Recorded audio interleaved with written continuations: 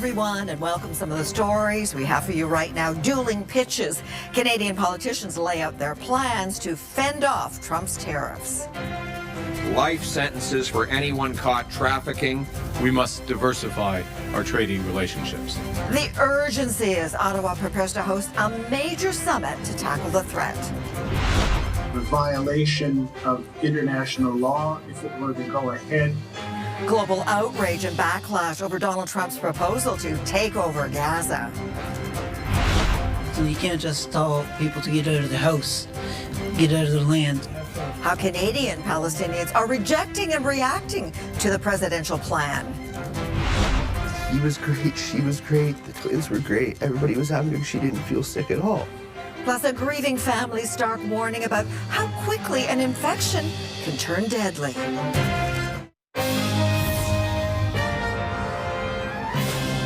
CTV National News with Sandy Ronaldo. Well, Canadian politicians are plotting next steps to ward off Donald Trump's looming March tariffs. And there's a great deal at play today with all hands on deck.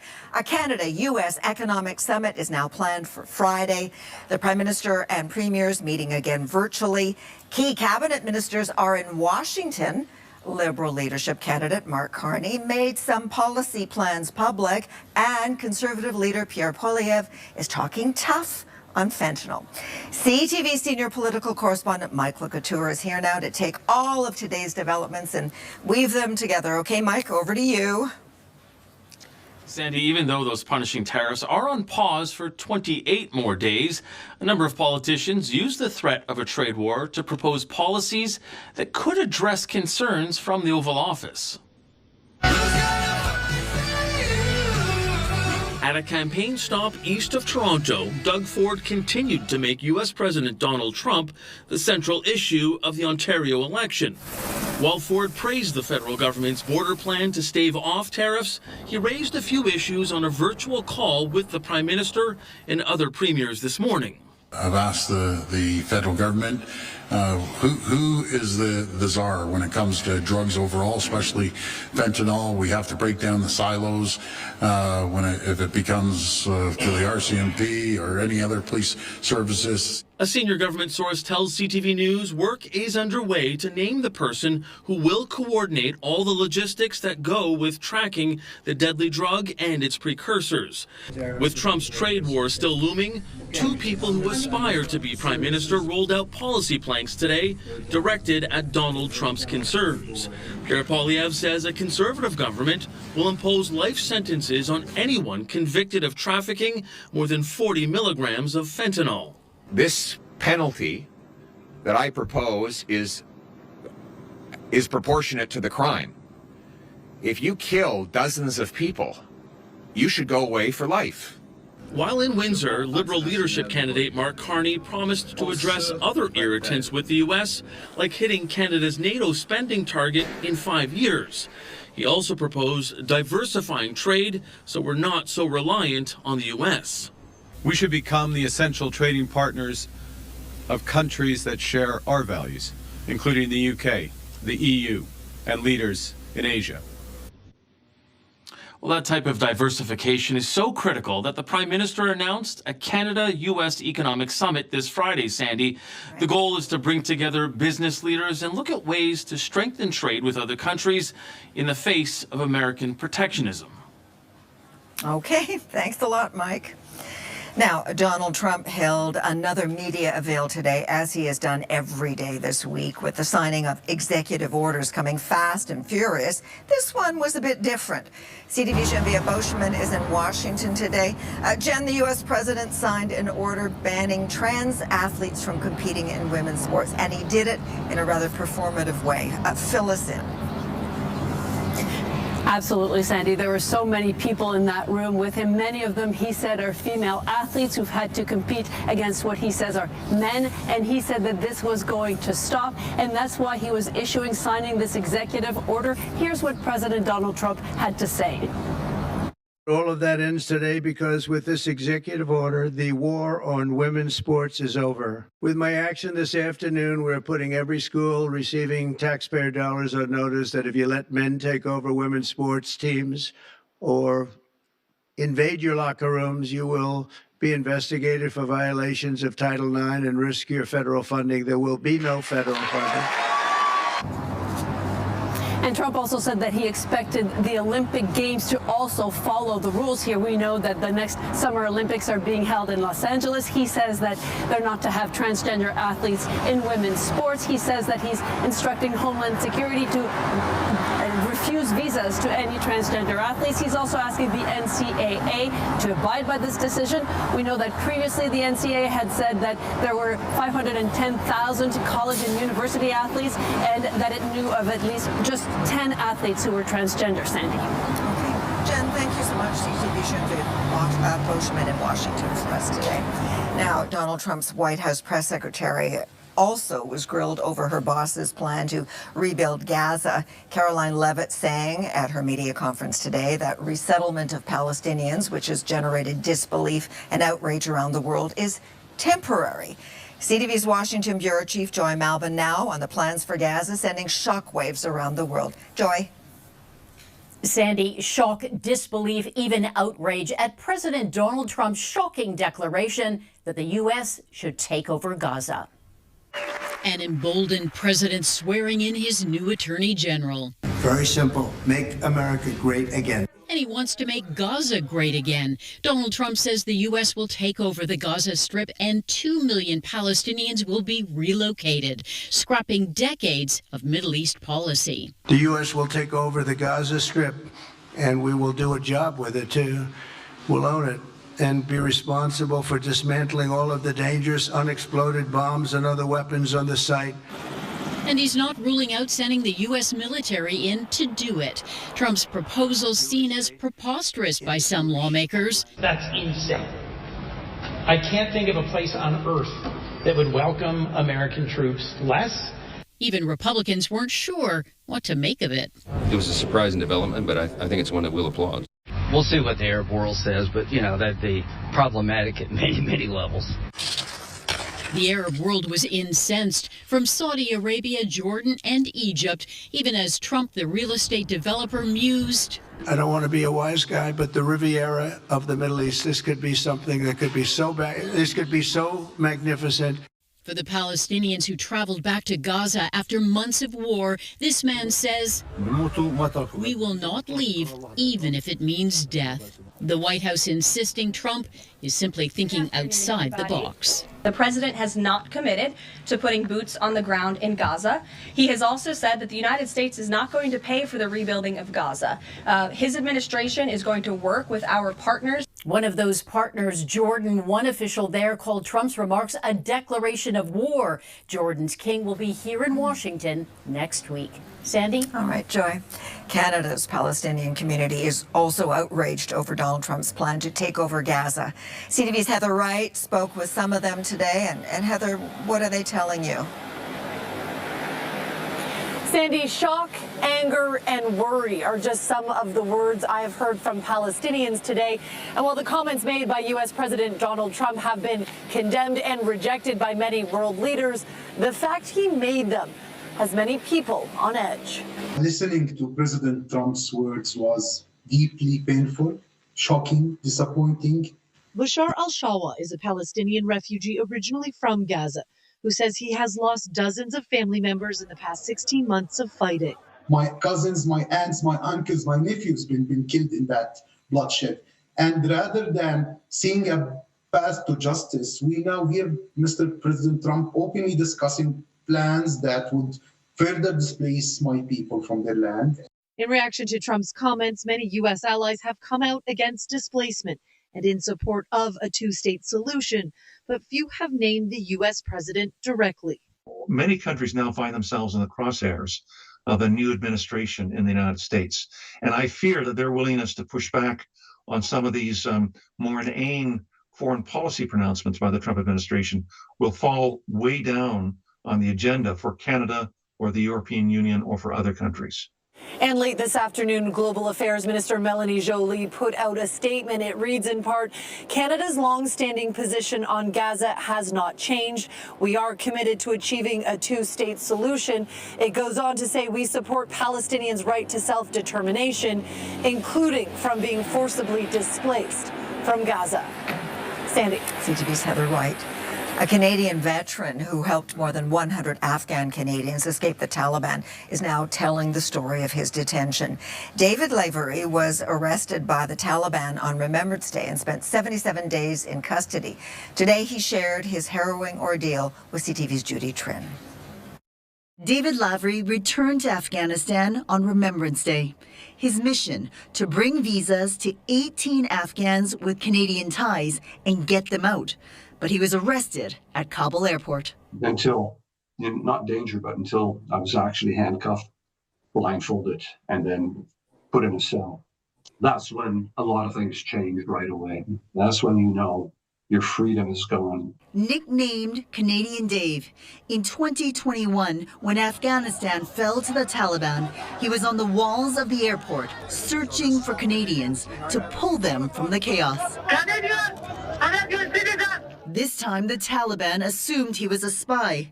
They threatened him with torture and threw him into a basement cell. And you could see human sweat oil stain where somebody would be, his back and his head would be up against the wall. After Lavery's arrest, his wife June Ping and son Brant immediately reached out to other Canadian veterans and alerted consular officials. I can, first of all, assure you that the Canadian government is taking very, very seriously this situation. The family says they were in direct contact with Foreign Affairs Minister Melanie Joly. They were counseled not to speak to media and downplayed Lavery's past as a member of Canada's elite JTF-2 Special Forces, worried it would put his safety at risk. I have to thank, the Canadian government and the Qataris that were working so fast with the government. Canada, which does not have diplomatic ties with the Taliban, reached out to Qatari officials to negotiate for his release. 77 days later, on January 26, Lavery was put on a flight from Kabul to Doha. I just ran for him. I just didn't finish. Never leave me alone, And she hit me like a vice grip, it was bang, wouldn't let go, and it was very emotional. Since 2010, the Laverys have operated a consulting company in Afghanistan to help foreigners navigate the murky and sometimes dangerous politics of that country. After this arrest, the Laverys are considering closing their office in Kabul. Sandy. Judy, thank you. A First Nations community in Saskatchewan is reeling after what police are calling a quadruple homicide. At approximately 11:15 a.m. on Tuesday, February 4th, File Hills Police Service received a report of a sudden death on Carry the Kettle, Nakota Nation. When the File Hills Police Service arrived at the residence, they located 4 individuals deceased inside and immediately determined the circumstances to be suspicious. Police say there may have been a targeted attack and have identified the victims as 2 men and 2 women. RCMP also say a suspect was arrested early this morning after reports of a man pointing a gun at people. They are yet to determine whether the arrest is connected to the homicides. A chilling warning now about dangerous bugs that may be lurking in hospitals. In the case of our next story, something led to an infection that may have contributed to the death of a new mother. CTV's Adrian Gobriel is in London, Ontario, where he spoke to a family member about their tragic loss. Adrian? Sandy, on January 17th, 29-year-old Selena Klinger-Evans began having contractions. She and her husband arrived here at this hospital in London, Ontario, and following a C-section, welcomed the healthy arrival of their baby boy. Then just 2 days later, Klinger-Evans died. Now, the initial report for that death is Group A strep, an invasive infection. Now, while the coroner is still finalizing their findings, the doctors believe that is the cause of death, and a father has now been left grappling with how his wife died so suddenly. I brought the twins up to see her, and it was her, this little man, the twins, and I, and we were sitting there. She said she was hungry. I went and got her some food. We, laughed and hung out while she ate, and he was great, she was great, the twins were great, everybody was happy. She didn't feel sick at all. It baffles me that in 2025, a 29-year-old woman can die from an infection from childbirth. Like, just... Okay, Adrian, thank you so much for this report. Coming up, a status update on the government's online marketing. We really think that the feds should put their money where their mouth is on policy. How much Ottawa is spending as it quietly ends its own advertising ban on Meta.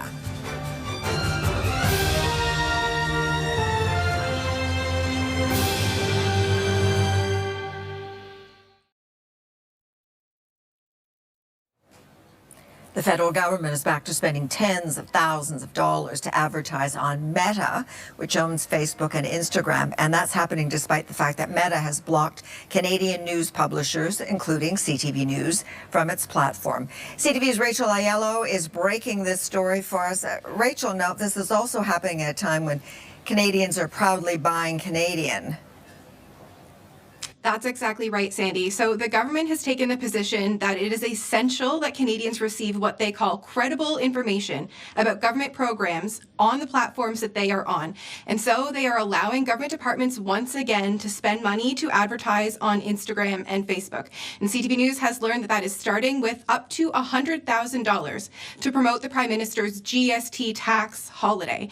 And this is ending a suspension that came into place back in 2023. The government initially pulled ads from Meta platforms when Meta moved to block Canadian news. And defending this decision, a Privy Council official told me today in a statement, advertising on a social media platform does not imply an endorsement of a platform's actions or decisions. Goes on to say that if Meta platforms align with campaign parameters, government departments may opt to advertise on them. Hey, Rachel, I know that you're already getting some reaction to your story. What are people saying? Yeah, so the Canadian News Media Organization that advocates on behalf of Canadian news organizations was not happy about this, Sandy. They were telling me in a statement that the Government of Canada should spend its taxpayer-funded advertising dollars on trusted Canadian news publishers and broadcasters, and not with a company that foments misinformation and disinformation on its platforms. So this has definitely sparked some early reaction, and we'll see where it goes from here, Sandy, whether we're starting to see an uptick in government departments putting ads back on Instagram and Facebook, or what the opposition parties will have to say about this pivot in government policy. Good for you. Good for you for breaking the story. Rachel, thank you. Now, the world's 15 million Ismaili Muslims have a new spiritual leader. Prince Rahim Al Husseini has been named the new Aga Khan, the 53-year-old who was the eldest child of the late Ismaili leader who passed away yesterday, was designated as successor in his father's will. After the break, netting new customers, how Canada's lucrative crab market hopes to claw back its reliance on the U.S.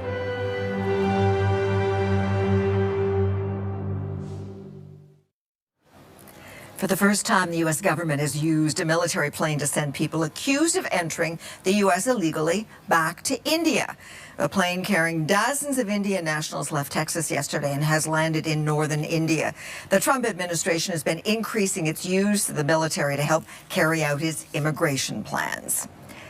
Now, advocacy groups are raising alarms about the idea of sending violent U.S. criminals and deportees to a mega prison in El Salvador.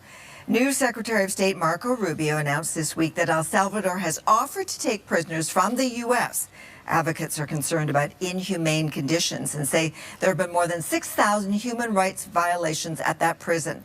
El Salvador's government denies the allegations.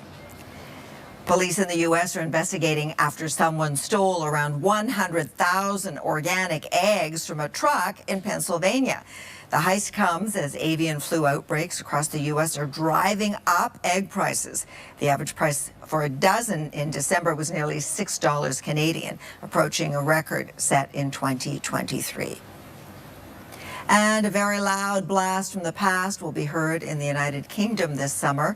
Heavy metal band Black Sabbath is reuniting for one final show.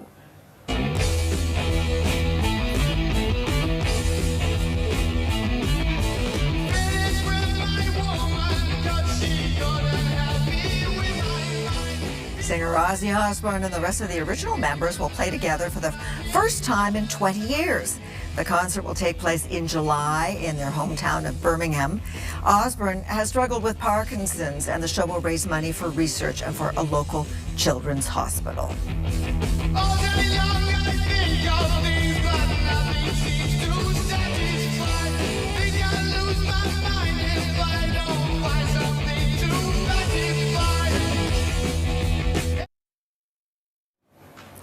The economic saber rattling from our southern neighbours has put a spotlight on how Canadian products are traded, and that includes Newfoundland and Labrador's lucrative crab market. Now that province is fishing for new customers across Canada. CTV's Garrett Barry is here to show us why. Okay, Garrett, over to you. Sandy, to be blunt, there's basically just one buyer for the crab produced here in Newfoundland and Labrador, and that buyer is the United States of America. 96% of our snow crab market last year, of that 125 million pounds, went exclusively to the United States. And in a world under the shadow of Donald Trump, that's a problem. Because while the threat of punishing tariffs has subsided, it hasn't gone away, and who knows what March or April may bring. So part of a new plan that's being patched together to secure the coming crab season is finding new Canadian buyers for local products. The 38 million people that live here, many of whom are prolific seafood consumers, and that is a bite out of this, a small bite, but an important bite out of this elephant. To that end, $6 million from the provincial government is going into a new marketing fund to find buyers here at home or internationally. In the town of Petty Harbour, there's a lot on the line. I'm going to be $60,000 or $70,000 in the hole by the time this is done this year. Harvester Doug Traynor took a risk with a new engine and repairs, and uncertainty looks large. I can't run back and say, well, I got a pension coming in or anything, like, I got 100% income coming from fishing. The limiting force for Canadian sales of crab is not interprovincial barriers, but appetite. Historically, Canadians just haven't been eating as much shellfish as Americans do.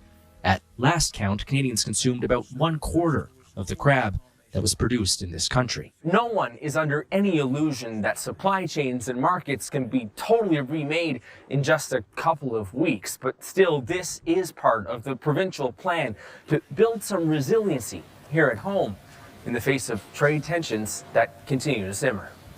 Sandy. Okay, Garrett, thank you. And thank you for sharing your time with us. I'm Sandy Ronaldo. Omar is here later tonight. Your local CTV News is coming up, and we'll see you tomorrow, we hope. Bye for now. CTV National News, Canada's #1 newscast.